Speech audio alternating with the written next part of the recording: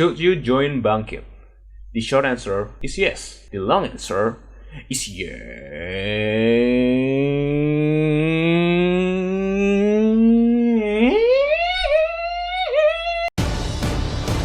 So, buat kalian yang nggak tahu soal Bangkit, let me give you a quick introduction.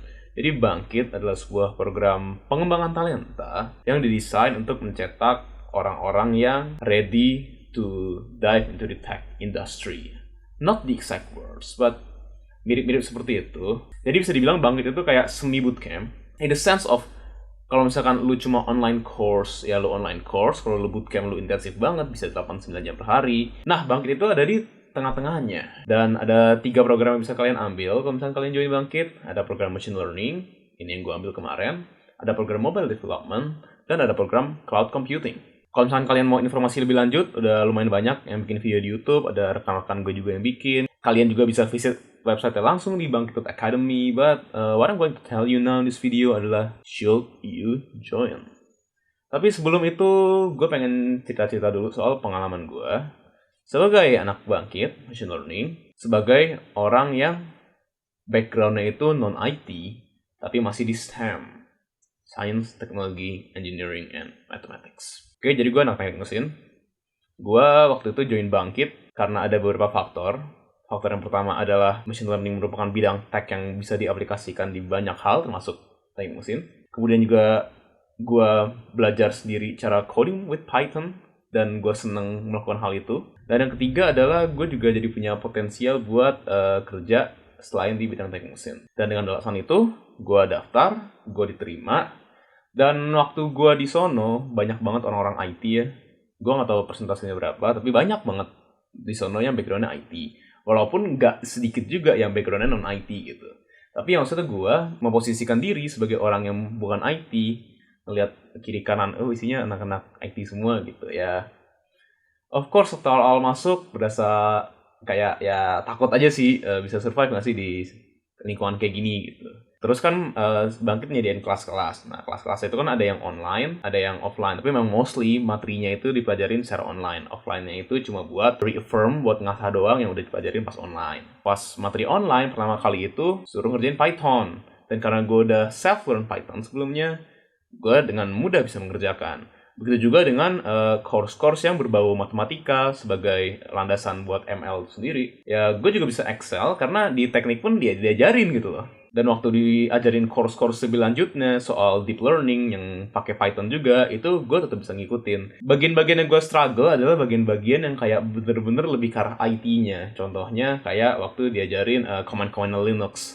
Sementara gue 22 tahun hidup, cuma pernah pakai Windows. Jadi di situ agak susah, dan juga ada beberapa bagian yang disuruh lihat code. Ini nggak disuruh coding, disuruh lihat aja code, suruh baca code, tapi ini in JavaScript, in other languages, dan situ ya gue agak struggle gitu. Tapi other than that, I finished the courses properly. Di Bangkit itu, selain course-course, kalian juga disuruh bikin final project. Dan waktu itu, gue bikin final projectnya mencoba bikin aplikasi handphone. Bukan handphone ini mah iOS. Mencoba bikin aplikasi handphone Android buat ngedeteksi masalah yang ada di muka. Modal kamera HP doang. Nah, gue di situ ya kerja di bagian ML-nya. Jadi kan tadi gue ceritain Bangkit ada 3 path ya. Ada machine learning, ada mobile development, ada cloud computing. Jadi nanti di fun project itu orang-orang dari ketiga path itu bakal jadi satu, bakal dikumpulin jadi satu tim, dan akhirnya disuruh membuat ya semacam startup gitu. Dan kalau misalkan startupnya sukses, bisa didanain sama Google, sama kedai Reka juga, up to $10,000 USD. Well, unfortunately, kelompok gue waktu itu nggak berhasil dapat pendanaannya. Tapi di project itu gue bener-bener belajar kayak, oh ini tuh workflow dari kerjaan IT tuh kayak gini. Oh kalau misalkan kerjaan IT lagi mepet buat deadline tuh begini sibuknya. Itu tuh sense yang gue dapet banget waktu ngerjain project-project tersebut gitu. Gue juga jadi tahu IT itu mesti gini gitu. Kesusahannya di sini.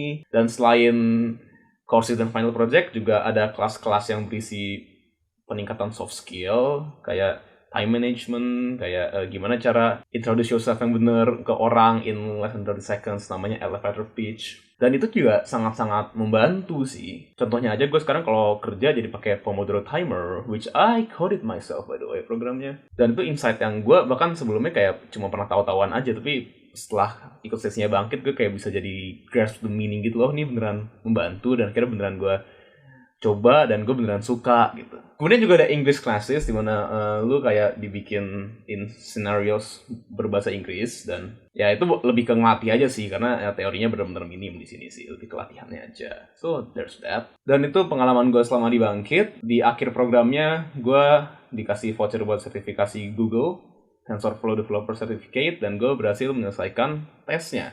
Dapat skor 25 out of a possible 25. So that's like 100. Dan berkat Bangkit pun, gue yang lulusan teknik mesin bisa kerja, oke, masih project based, tapi gue beneran kerja, jadi title-nya sih data science, tapi lebih banyak bagian machine learning-nya juga. So, should you join Bangkit? Belum kejawab dengan cerita gue. Oke, so first of all, Bangkit itu merupakan program yang terintegrasi dengan Kampus Merdeka. Oke? Kalian bisa cari juga informasi tentang Kampus Merdeka.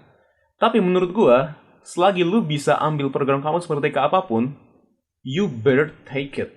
Oke? Kampus Merdeka menurut gue bener-bener suatu program yang gold banget. Kalau misalkan lu masih bisa dapet itu, kalau misalkan lu masih bisa daftar Kampus Merdeka, you should go for it, bro. You should go for it, oke? Mau Bangkit mau enggak, tapi kalau udah Kampus Merdeka, you should go for it. Ideally, menurut gue, setahu gue Kampus Merdeka itu boleh ikut sampai dengan 2 kali ya. Nah, satu itu ikut studi independen, macam Bangkit kayak gini. Satu lagi baru magang. Unless you're really strapped for cash, in which case ya ikut dua-duanya magang aja, karena pay-nya pun it's actually decent gitu. Tapi sebenarnya menurut gue kalau misalkan lu bisa sih, yang satu itu lu ikut exchange aja gitu in ISMA. Dan kalau misalkan kalian mau ikut exchange dan bingung mau tes IELTS gimana, cek video gue yang bahas soal IELTS. Oke, back to topic. Jadi yang satu ini ISMA dan satunya lagi either studi independent or magang. Itu terserah kalian gitu kan. Tapi menurut gue ya idealnya itu kalau misalkan nggak dapat exchange keluar ya satu studi independen. Nah ini terserah nih, apa kalian yakin gitu dengan jurusan yang kalian pegang sekarang. Kalau misalkan iya ya coba cari studi independen yang ngebahas lebih lanjut lagi gitu. Mungkin spesialisasi soal apa, mungkin apa. Tapi kalau misalkan kalian nggak yakin dan pengen nyebrang atau emang sebenarnya pengen belajar hal baru aja, ya go ahead gitu. Program-program kayak Bangkit ini ya sangat-sangat bagus untuk hal tersebut gitu loh. Terus kalau misalkan magang, baru magang yang sesuai dengan jurusan kalian. Oke, tadi gue sempat nyinggung soal nyebrang. Gue kan termasuk salah satu orang nyebrang ya. Jadi, apakah Bangkit merupakan program yang bagus buat lu nyebrang? Well, gimana nyebutin ya? Kalau misalkan lu disuruh belajar soal hal spesifiknya, di Bangkit itu lu akan dapat hal tersebut gitu. Lu akan mendapatkan pengajaran yang benar-benar komprehensif, yang benar-benar bakal menyokong lu sampai dapat sertifikasi Google. Itu semuanya ada di Bangkit. Tapi kalau misalkan lu beneran mau sampai nyebrang, mau sampai land roles di sini gitu, kebanyakan tuh di sini nyarinya emang multidisciplinary sih. Jadi Bangkit itu bukan suatu magic switch yang setelah lu daftar tiba-tiba lu jadi orang sukses segala macamnya setelah lulus. Lu tetap harus explore yourself more kalau misalkan lu emang mau nyebrang. Dan itu juga yang gue lakuin, dan I'm still trying to keep doing that. Gue akan selalu terus explore, karena then again, walaupun gue udah ada kerjaan sekarang, gue tetap mau mencari kerja yang full time, lebih bagus lagi gitu. Dan Bangkit emang udah menjadi stepping stone yang benar-benar bagus untuk melakukan hal tersebut. Tapi gue orang udah IT nih, perlu nggak kira kerjain Bangkit? Well, seperti yang udah gue jelasin juga, kan ada 3 path. Dan kalau misalkan emang lu benar-benar mau kecemplung di dalam path itu, mau benar-benar learn the specifics, well, go ahead bro. Dan bahkan lu bisa lu bisa dapat more opportunities, karena setelah program Bangkit, dia juga nyediain kayak semacam career fair, di mana lowongannya untuk lowongan IT-nya itu banyak pakai banget, oke? Teman-teman gue banyak yang udah dapat internship dari sono, ada beberapa yang udah dapat kerja juga dari situ. Ya udah, untuk menambah link ini itu sangat-sangat berharga. Oke, misalkan, gue nggak tertarik nih sama 3 bidang ini, kayak gue tetap mau stay in my path gitu. Misalkan kayak web development kan nggak ada di sini. Well, kalau misalkan emang lu pengen aja, menurut gue linknya tetap berharga sih. The fact that lu bisa kekumpul sama beberapa ribu orang lain yang mostly juga IT, lu dapat link sana sini, lu bisa ngerjain project, dapat sertifikasi di Google juga, walaupun sebenarnya itu ternyata bukan path yang lu mau, itu tetap sangat-sangat membantu menurut gue. Dan kalau misalkan emang, then again, kalau misalkan lu nggak butuh duit banget yang bisa lu dapetin di magang Merdeka, well, go ahead bro. Ini bener-bener sebagus itu buat nambah link doang, bagus loh. Jadi kalau misalkan bahkan lu bukan anak IT, terus kayak lu pengen belajar hal baru aja gitu, nggak pengen nyebrang apa, ya nggak apa-apa juga kalau misalkan mau ikut Tapi ya yang nggak boleh dilupain juga adalah kalau misalkan lu ikut, lu butuh komitmen buat ngejalanin program. Well, for me personally, excluding the final project, gue bisa commit around 4 hours each day dan gue masih lulus dengan baik gitu. Tapi kan dan again tuh semua tergantung dengan kapasitas lu belajar gitu, kapasitas lu mencerna, kapasitas lu ngerjain tugas seberapa cepet. Beda-beda orangnya, tapi kalau gue personally, gue 4, ya paling lama 5 jam lah dalam sehari. Okay, so mari kita kembali ke awal. Should you join Bangkit?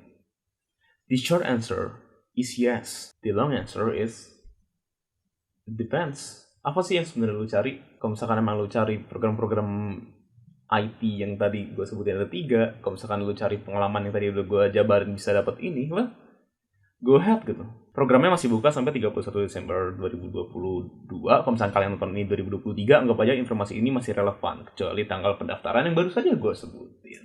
Tapi kalau misalkan kalian masih bingung, well, kalian bisa cari testimoni-testimoni yang lain, atau mungkin kalian juga sebenarnya boleh-boleh aja cari-cari lagi, explore lagi program-program kampus merdeka yang lain gitu. Siapa tahu ada yang emang nyantol di hati kalian. Gue mah jujur aja, walaupun gue pakai jaket Bangkit, walaupun gue alumni Bangkit, walaupun gue mendaftar menjadi Bangkit Mentor di tahun depan, in which case, kalau misalkan lu jadi daftar dengan video ini dan gue keterima jadi mentor, I'll see you next year, bro.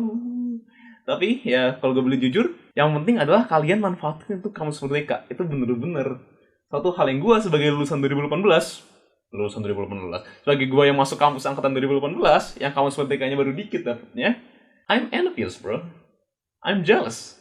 I'm overzealous. When I'm down, I get real down. Tapi udah gitu, manfaatin potensi kalian. Mumpung kalian masih kuliah, masih banyak hal yang bisa dilakuin, masih bisa explore, masih bisa gagal, masih banyak kesempatan yang terbuka. Go for it. Gua tidak advice lu buat menjadi orang yang hustle culture, yang kayak, oh gue mesti ini, gue mesti aktif ini, kalau misalnya gue aktif, gue bersalah. Enggak. It's not that. Bahkan gue gak suka sama hustle culture. Tapi kalau misalkan kalian emang udah in the right state of mind gitu, go ahead, daftar Bangkit.